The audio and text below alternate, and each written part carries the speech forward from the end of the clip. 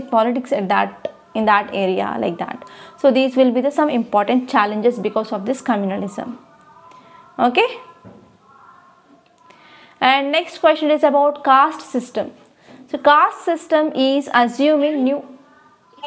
Please show the last slide. Yeah, this is conclusion. You can write just summing up of the important points. Okay, done.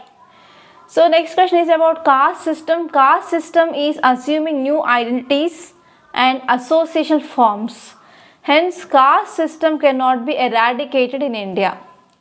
So here the statement is given regarding caste system. So caste system is assuming new identities and associational forms. And because of this reason, caste system cannot be eradicated in India. And the keyword is comment. You have to give your opinion on this statement, whether this caste system is eradicated or cannot be eradicated. So let me know in introduction, what can you write? Anyone? About the caste system, what is actually the caste system? Okay, so please elaborate on this statement, Sudhir. Ma'am, what is the meaning of caste system actually, and how it been transformed, and how the things were, the minority people got suppressed by upper caste people in that. And from there, this can be a small info. Okay, explain what is caste system. A caste system, actually caste system in the sense, in our way, caste is being divided into 5 categories, ma'am, like Brahmin, Kshatriya, Sudra, and Vaishya. Brahmin in the sense who the one who is actually educated. Vaishya in the sense who is actually like a businessman. Kshatriya is the one who is a warrior, and Shudra is the one who is the person who perform the activities of the small activities, ma'am, and that later changed completely. It is actually about the job which is doing. Caste system is exactly based on occupation. Yes, ma'am, occupation, and that is completely turned in a negative way. So this can be a small introduction. When this turned into negative way, so in which period? Any idea, Sudhir? Ma'am, in the British period, ma'am. No, not exactly. From ancient time only. Yeah, from ancient time. Actually, this caste system which evolved in this Vedic period. Vedic period. Yeah. So in early Vedic period, we used to have 4 castes: Brahmins, Kshatriyas, Vaishyas, and Sudras. Actually, at that time, they came up with this caste system based on occupation. And during early Vedic time, so this was a very flexible. So if you change your occupation, you can change your caste system. But when you move on to the later Vedic period, so this caste system which became a very rigid. So even if you change the occupation, you can't change your caste. Okay. So from this later Vedic period onwards, we can see this caste system which became a very rigid, and it is one of the hierarchical institutional mechanism that we can see in our society. So in certain caste also we will be having again subgroups. So anyone can add anything regarding this caste system? Ma'am, it is actually based on the notion of purity and pollution. Yes, what is the notion of purity and pollution, Akhila? Ma'am, that a specific caste is associated with like a priestly things, example Brahmins, and certain castes were made to do some inhuman activities. Yes. Example, now manual scavenging is associated with the lower caste. Yes, that is okay. Yes, actually now this caste system, whenever it had become rigid in this later Vedic period, and now it is on the basis of the lines of purity and pollution, and even inter-caste marriages are not allowed from the later Vedic period onwards. So here we will be having the different names for the children who are born for this inter-caste people, like Chandalas. Okay, so that you can write in the introduction, and in the body you have to write like why this caste system cannot be eradicated in our society. So what are the new identities and associated forms of this caste system? So what are the new identities and associated forms. Caste communities, ma'am. Yeah. Caste. So what are the political reasons? Can you say? Ma'am, political parties now use caste identities to Yes. attract the voters, ma'am. Yes, of course. Yes, caste-based political system is prevalent in our country. That is a thing I can say. And next, for example, recently we see one new party, that is Bahujan Samaj Party, BSP. BSP, it is on the caste lines. That is for SC, that is scheduled caste and scheduled tribes. And what are these economic identities? Information. The poverty and inequality that will be. Can you speak aloud, Ashwini? I can't hear you. Yes, ma'am. Yeah. Ma'am, welfare schemes based on different castes or minorities. Okay. So even developmental policies, they are focusing on this backward caste now. Will you agree with me?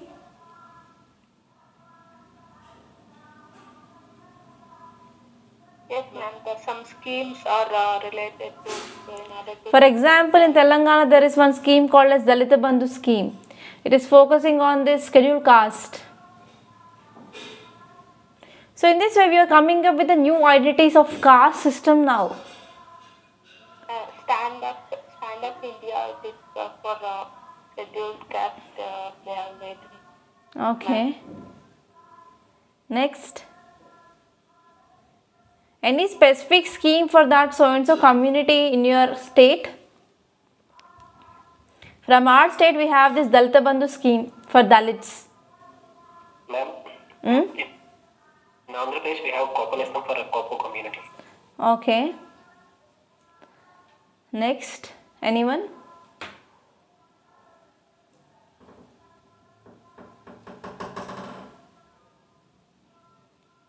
Shadi Tofa for Muslim community. Okay. And what are the social identities?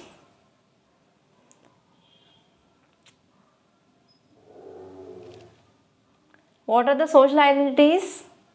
Akhila? Casteism. Okay. Ma'am, intercaste marriages are actually vehemently opposed by Yeah. Gram Panchayats. Yes. If it's supposed to happen, then it will end up in honor killings. Yeah, it is very, very highly seen in news actually. So honor killings, cup panchayats, intercaste marriage, they are actually opposed. And even if you see the matrimonial ads in Sunday's paper, you can see different ads for different communities, for Reddys, for Kapus, for BCs, like that separately. So this is also identities that we can see in this marriage or matrimonial alliances. Okay. So And in internet also, yes, caste, JB, like that. yeah, Jai Bhim, yes. And in conclusion, you can write about these divisions. And actually, because of this caste system which is persistent, according to me, actually we can't eradicate this caste system in our society. It is very, very difficult to erase. It is my personal view. I don't know what is about your view. So please, can you tell me about your view, whether we can eradicate this caste system in our society?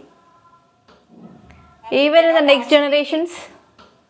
Yes, ma'am. Actually, we cannot eradicate the caste system, but we can actually reduce the discrimination, Yeah. the taboos, the stigmas in the society through exposure to education. So, Only through that, I think we can actually develop a sense of that social cohesion between different groups. okay.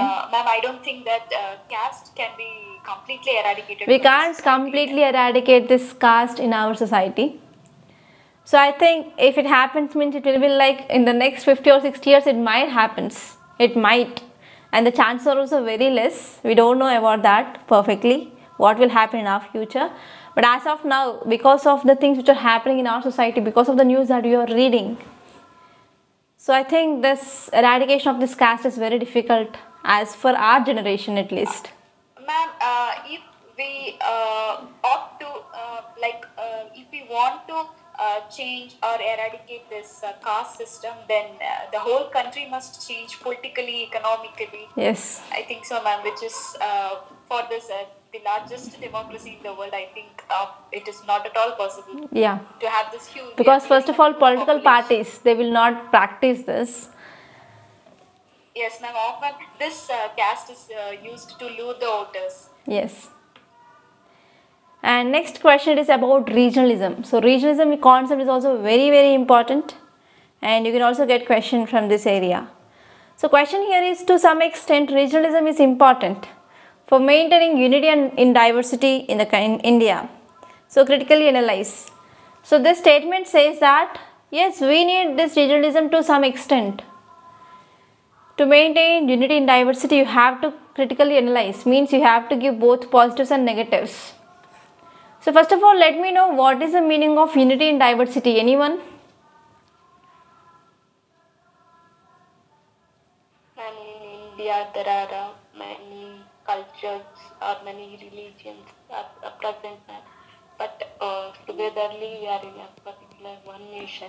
Okay. So this is the concept of unity in diversity, ma'am.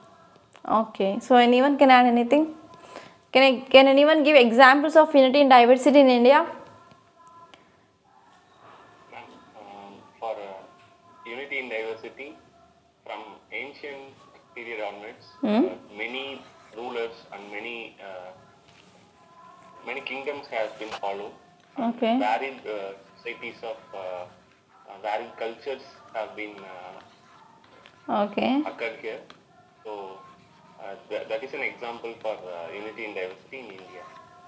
Rather than this, anyone can add any more examples?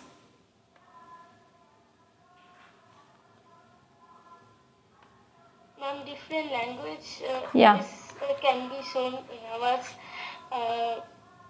India is that if you move around from south to north, east to west, Yeah. you can see that in various region, various language, various food habit, various culture, Okay. people also look different. Okay. Their skin color also factor, but still they live in a one nation that is called Bharat as a state as a India as we call it. Yeah. It is mentioned in our union, actually in our constitution. So I think that it is also not our point of view that we think from society perspective. It is also part of our quality, because it's given in our constitution that how it is, how Bharat and how India, the two terms is uniquely used in our constitution, and Bharat is a small part of India in ancient time, northern part. But apart from this, we can see that India is not only this part. So from Kashmir to Tamil Nadu and Assam to Gujarat, it is a India. It is a part of India. So unity in diversity, so that variety is like garden. Okay. Okay, we can see different traditions, we can see different religions, we can see different pilgrimage sites or centers in our country. A gardener make various kind of flowers plantation in his in her garden, but when it appear like various kind of flower, but differently they have different culture, different aspect, different smell and different features, but they are still bloom in a garden. That is a one Okay. farmer or one Okay, gardener Hina. needs. Okay, so here examples of different kingdoms they ruled, and we have different cultures, different traditions, different religions they are present in our country, different pilgrimage sites, and we have different societies like tribals here also incorporated. In our society we have men, women, children, transgenders. Okay, so in this way we can say like unity in diversity. So what is the meaning of regionalism? Anyone? What? With a strong attachment to particular own region, ma'am. Okay. Strong attachment and love. For example, India people will identify themselves as Yeah. So I can say one example. So when we are going for another pilgrimage sites, or for example, if you go to any hospital, so there if you are talking with some other patients, they will be asking where are you from.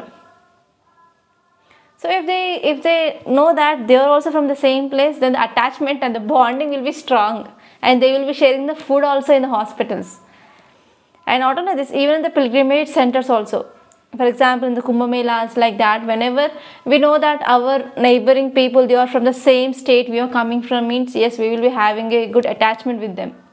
So yes, this regionalism, it is very important for the maintaining of unity and diversity. So let me know some positives of this regionalism. So first, let me know what are the positives of this regionalism. Anyone?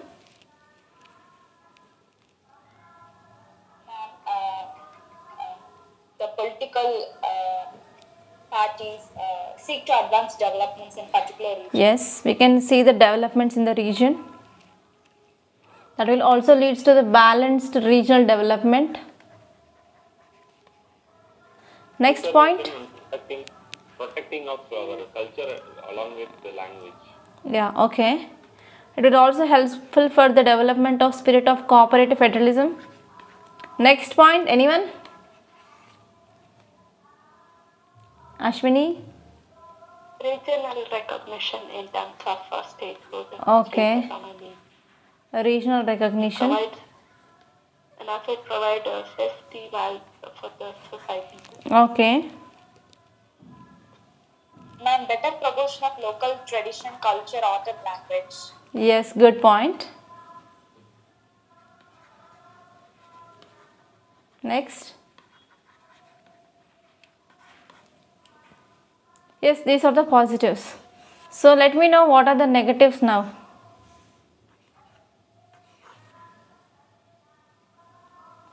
Ma'am, lack of unity.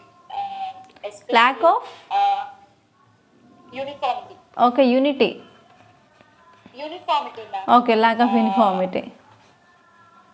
For example, I can say that Tamil Nadu government, I'm from Tamil Nadu, Tamil Nadu government, they oppose the three-language formula. Yeah.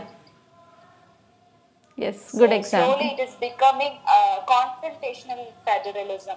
There is no nexus between the state and the central government. Yes, good. Some dispute and conflict or accessing the water disputes like resources Yeah. like water. Interstate river water disputes. Yes, ma'am. So it's a dispute for accessing the resources. Okay. Next. Ma'am, sons of soil. Yeah, Sons of Soil, recent reservation in the state of Punjab. Next.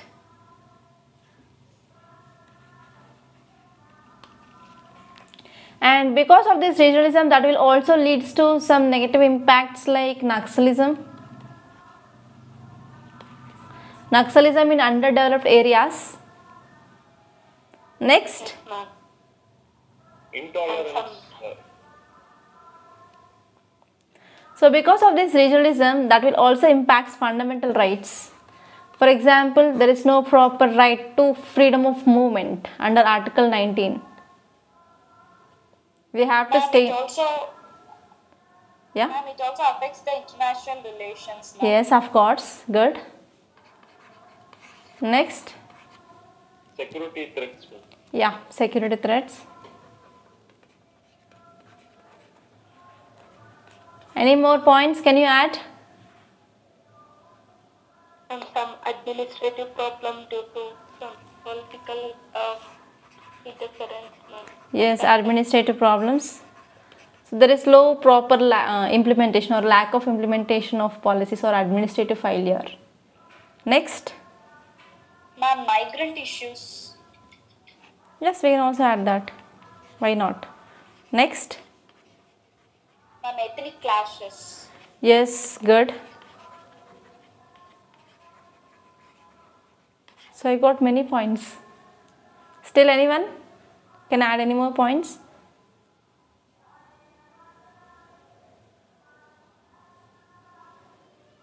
That's it. Okay, so these are the Demand for separate states, ma'am. yeah, good. Recently, we have a local reservation that will cost other regional. Yeah, that is called as Sons of Soil concept, Praveen. Okay, ma'am. Sorry, I don't. Yeah, okay. That concept is called as Sons of Soil concept. Recently, they said that I think Punjab government came up with 50% of reservation for the locals. No, that is Haryana, right? Yeah, I think Haryana or Punjab. I have confused with that. I think Haryana. Yeah, I will check with that. So please check with that whether it is Haryana or Punjab. Ma'am, Haryana, ma'am, with 75% of reservation. Okay. I think Punjab also came up with that bill, but that not passed. I think so. That had came up in the last year.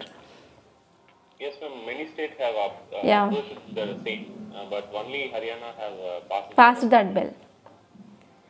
Okay. So these are the positives and negatives. And next question is about empowerment of youth. The empowerment of youth will ensure that demographic dividend, which is a time limited opportunity, becomes a boon for India. Discuss. So actually we are enjoying with this demographic dividend now. So actually this demographic dividend, it is a limited time opportunity for us. If you are missing this, it is going to become as a demographic disaster. So we need to take some steps there. So first of all, in introduction you can write about what is this demographic dividend. So can anyone expand what is this demographic dividend? And when the working age population is greater than the dependent population. Yeah, who is the working age and who is dependent, Akhila? Ma'am, the working age population is between 15 to 64 years. Yeah. And the non-working population is below 15 years and above 65 years. Okay, below 15 years and above 64 years people, they are called as dependent. They are the children and also elderly people, and the working age population constitute about 15 years to 64 years according to United Nations Population Fund. According to United Nations Population Fund. So this is the definition which is given for this demographic dividend.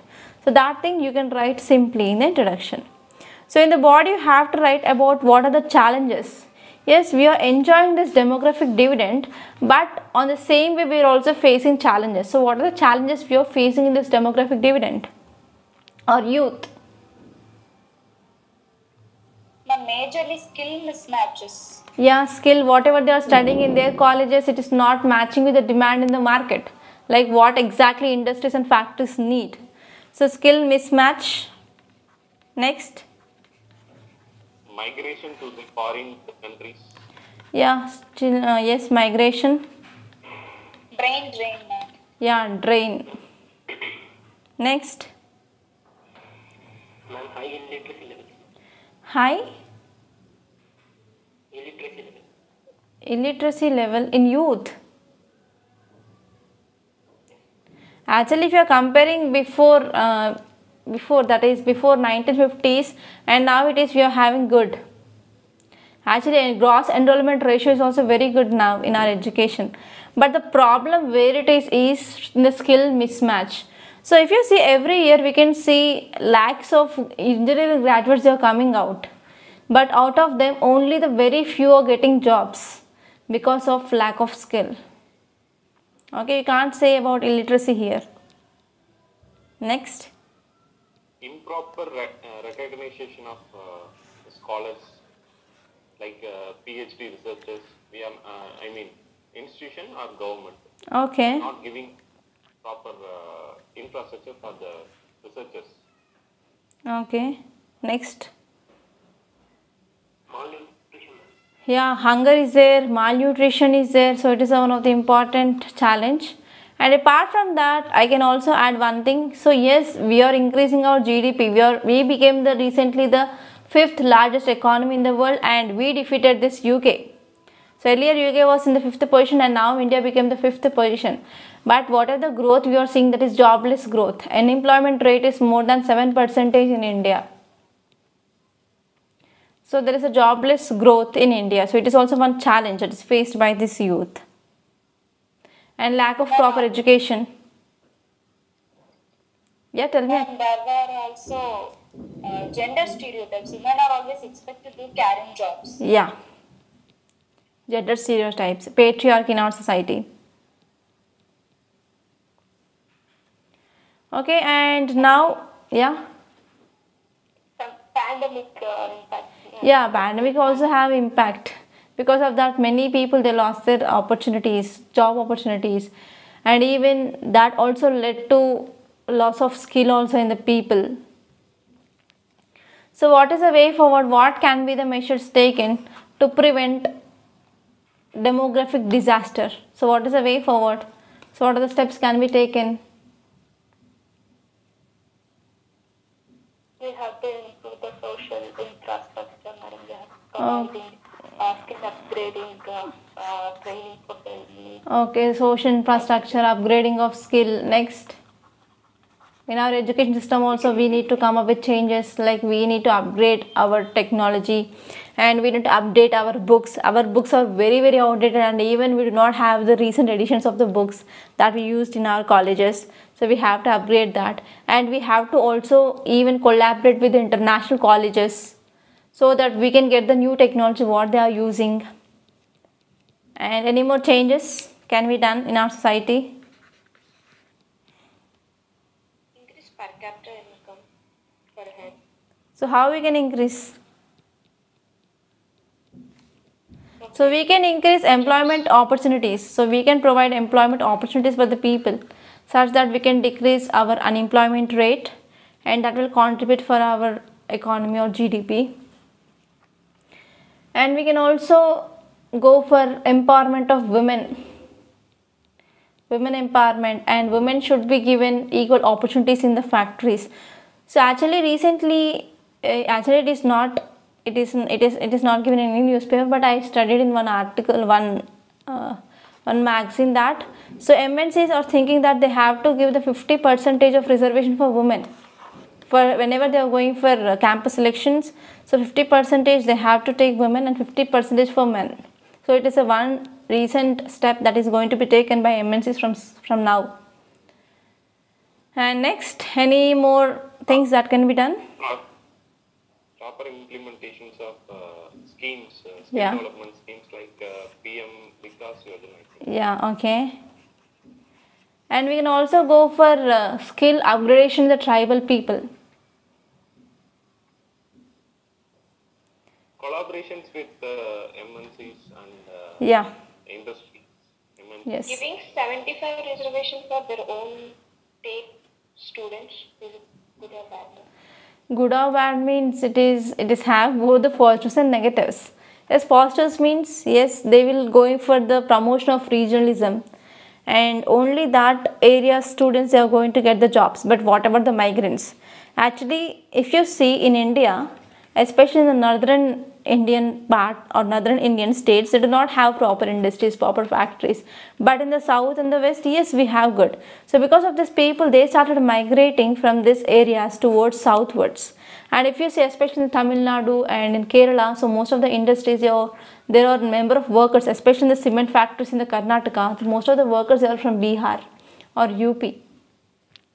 So whenever we are coming up with this concept of 75% of reservation for the locals, means yes, the locals, they will be getting job opportunities, but what about the migrants? That will lead to the increasing of concept of regionalism. That will lead to the regional conflicts, and that will lead to the loss of peace in the society. Okay. And recently for migrants also they are providing some whatever the ration card. Yes, one nation, one ration card. Yes, ma'am. Yeah, that is very helpful, because if for example Bihar person who is coming to Tamil Nadu to work or Karnataka to work, means Yes, these people, they are working in the very low skilled workers. For example, they will be working as carriers of the cement bags for the loading and unloading of lorries or trucks, etc. So they will be like already poor. So if there is no opportunities of getting the food at the low cost, means they can't go to Bihar every month to get their ration and to get that ration back to the Karnataka where they are living. So if this concept is there, means anywhere in the country they can get the ration, so that it will be helpful for addressing of hunger, malnutrition, because the children of these people, so they will be facing this problem of anemia, hunger, malnutrition, poverty. So for that, this scheme is a golden step, I can say.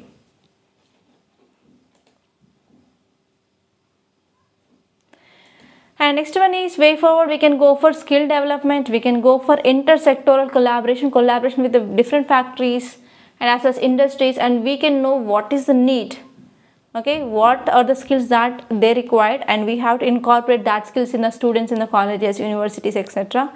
And we have to improve our social infrastructure, and we have to also come up with a helpline for youth, because whenever youth who are facing this unemployment, they will be also facing this psychological trauma, psychological stress. So whenever we are providing a helpline here, so that will be helpful to relieve from the stress for this youth. Okay.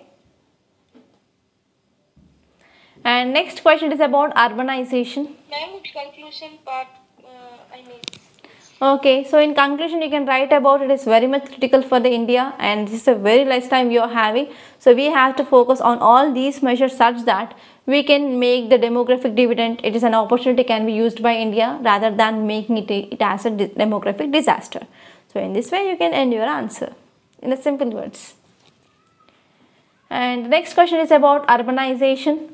Urbanization has long been associated with human development and progress.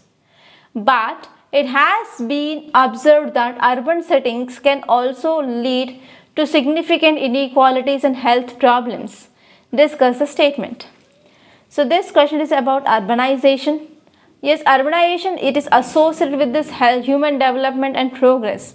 But the same urbanization which is also leading to inequalities in society and also health problems among the people. So you have to discuss the statement.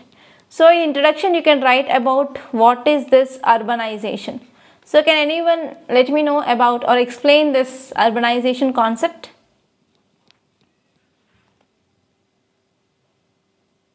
Ma'am, people from the villages are trying to move to the urbans for the sake of employment or education purposes, ma'am. Okay. Next, anyone can elaborate more? So why they are moving to this urban areas from rural areas?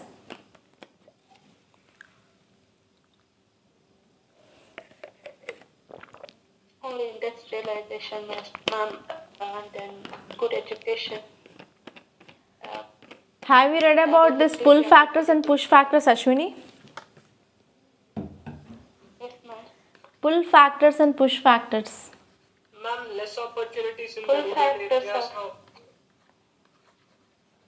Pull factors and push factors. That thing we will be studying in geography, don't worry. So because of this pull factors and push factors, pull factors means, for example, I am in this village. So what are the circumstances in this area that are pulling me? Okay. And next one is push, if I am in this area, so what are the factors that are pushing me to come out of this society, that is called as push factors. Pulling factors means what are the factors which are seen in the urban areas, they are attracting me, they are called as pull factors. So in the rural areas, we do not have proper livelihood first, and we do not have proper education facilities, proper health facilities, and proper income opportunities. But in the urban areas, we do have good livelihood opportunities, and we can get the work, regular work, and we will be having the good education opportunities, good health opportunities. So whenever I am moving from this area to this area, that is from the rural areas to urban areas, so that will also improve my standard of living. So these are some important pull factors and push factors. So refer your geography NCERT in detail for your more pull factors and push factors. So what is urbanization here? So people, they are moving from the rural areas to urban areas. So any more thing can you add here? So actually in 2019, yeah. Built up a large population Yeah. with very big infrastructure. It's called urbanization. Okay. So urbanization, which refers to mass movement of people or population from the rural to urban areas. And finally that will lead to physical changes, and finally we are going to see some urban settings in the future. So in 2019, United Nations estimated that more than half of the world's population now lives in urban areas, and by 2041 it will increase to 6 billion people. So whenever you are getting these kinds of facts, so please make a note of these facts, and that you can use in your examination directly.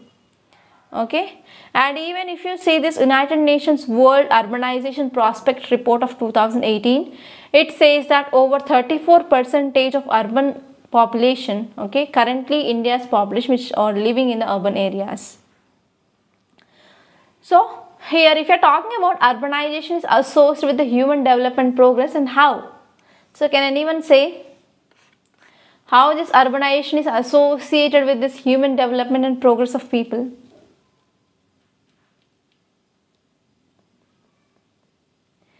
Because urban areas, they provide good economic activities, employment opportunities. Because of this, the enhancement of basic services will be increased, and that will finally leads to improving of standard of living of people, standard of living. And actually if you see from the ancient history onwards, so most of the capital cities, they were the main centers of learning, main centers of culture and innovation. So because of this, people, they will be moving towards these urban areas. And because of this ongoing rapid urbanization, it is also having an impact on improving the well-being of the societies. So many peoples and each and everyone, they wanted to improve their standard of living. They don't want to live only in the rural areas now.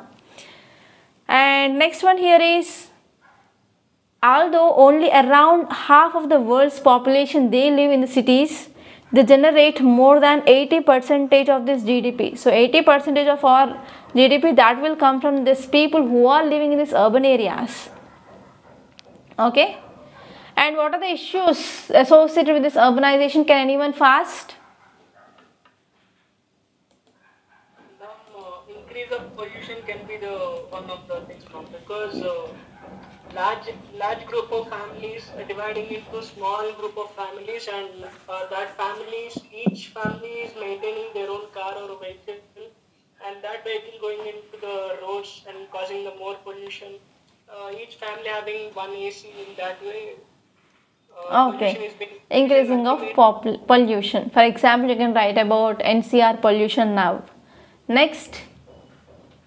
Urban floods. Yeah, urban floods. Good. Improper planning of cities and sanitation. Yeah, improper planning, just they are going spreading of cities. Next.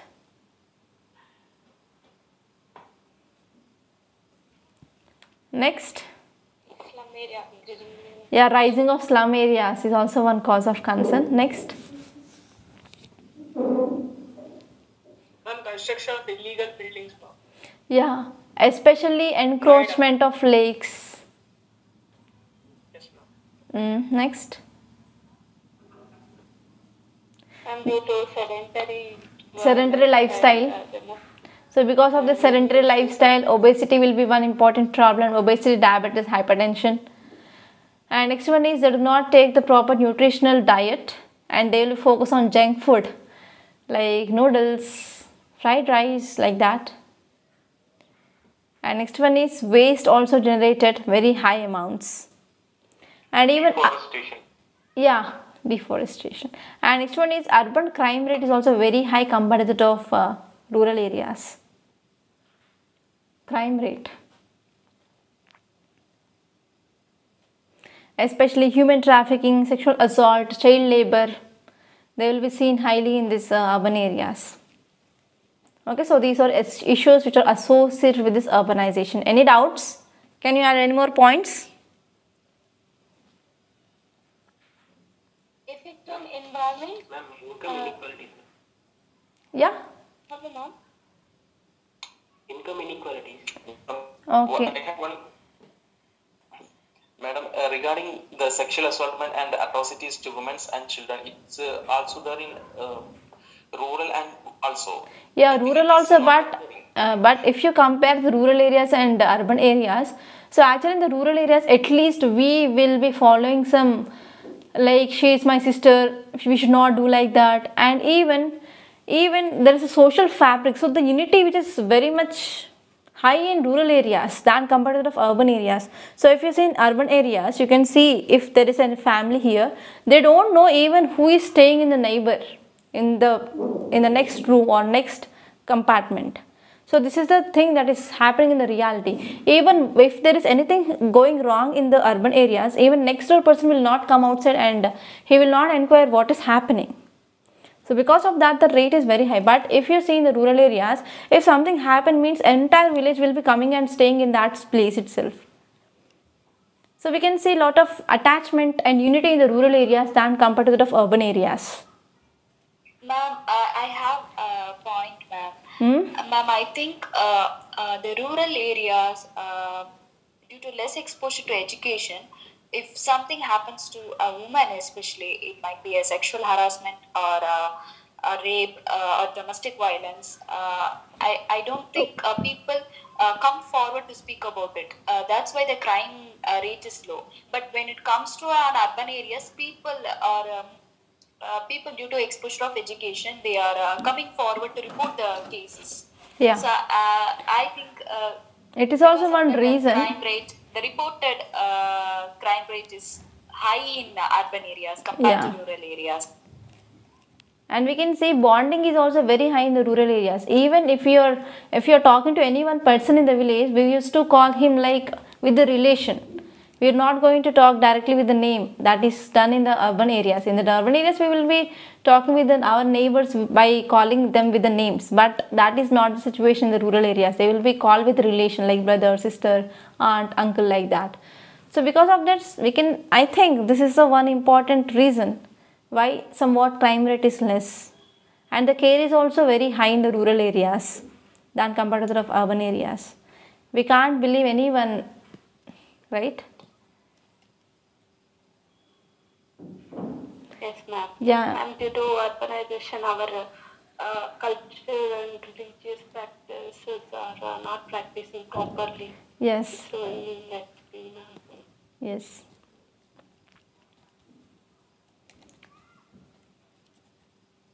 And even I can add one more point. So because of degeneration of families, like earlier we used to have joint families and now we have nuclear families. So in these joint families, here grandmother and grandfather, they used to make the children to learn some values. But now because of this nuclear families, mama is working and father will be working, so there is no one to take care of the children and there are no value inculcation in the children. It is also one important reason for the increasing of crime rate in urban areas. Any more points can you add? Breakdown of traditional patterns. Yes. Especially the youths they are more tilted towards the city culture. Yeah. City culture, pubs. Madam, one more thing. In the future, the urbanization will be increasing only. It will not reduce. It's very much sure. And the issues will be also increasing. So, what are the ways to tackle this one? What are the ways means, yes, because of increasing of technology, we are having both positives and negatives. And there might be increasing of rate of cyber crimes rather than the traditional crimes. So we have to be ready. So whenever we are coming up with any development, so we have to think in other way, like what if the misuse is happening, so how can we tackle that misuse? So in that way also we have to be prepared.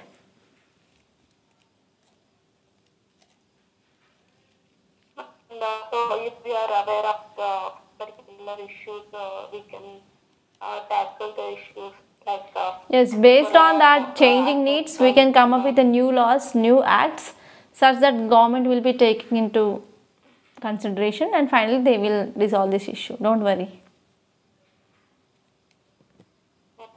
Yeah, we the future bureaucrats will be also part of Yeah. making. Yes, of course.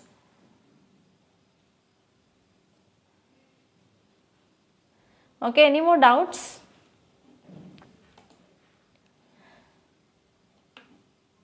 Ma'am, what book to refer for Indian society? So which books you can refer? NCERT 11th and 12th Indian society books, and you can go for reading newspaper for the current affairs. That's it. So society also, you will be getting questions based on the current affairs only, society and social justice.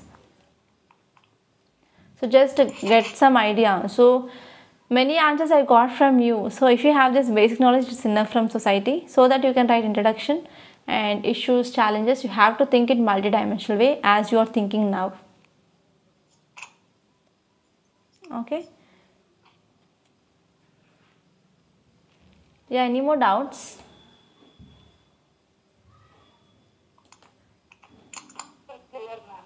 Yeah.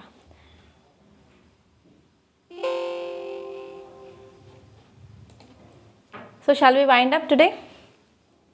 My work is done. It's not done, ma'am. Yeah. Yeah, I say I will discuss in the next week. Yeah. Yeah, next week I will discuss that essay. Ma'am? Yeah, tell me, Sudhir.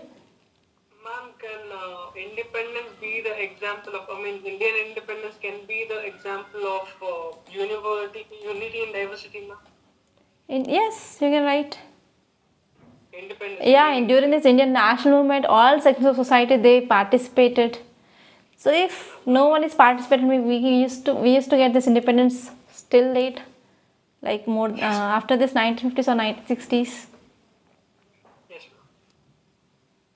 ma'am. And now they are following the same law. It will be like it is possible or because the Muslims have different. Ashwini, please talk aloud. We are not getting anything. Your voice is breaking. Yes, ma'am. Can you hear me now? Yeah. Can you hear me, ma'am? Yes, I can hear you. Ma'am, that unity in diversity example, can we say law, Indian law, the constitution law is it for all? Yeah. We can say that. Ma'am, for Muslims, we have different, some points have changed in talaq and all. It is according to the Muslim law. Yes, according to that they have separate marriage, separate divorce rules. But we are talking that we need to come up with universal, universal civil, UCC, Universal Civil Code, Article 46.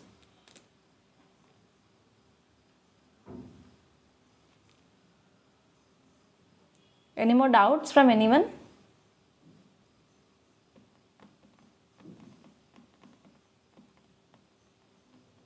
Any more doubts? Shall we wind up? Okay, madam. Good night, madam. Take care, madam. Yeah, okay. So thank you for attending the session, and be participative and try to give answers. Okay, so all the best. Be motivated and try to read at least 8 to 10 hours per day. Prelims is very much near, so prepare well. Thank you so much for attending this session. Bye bye. Good night.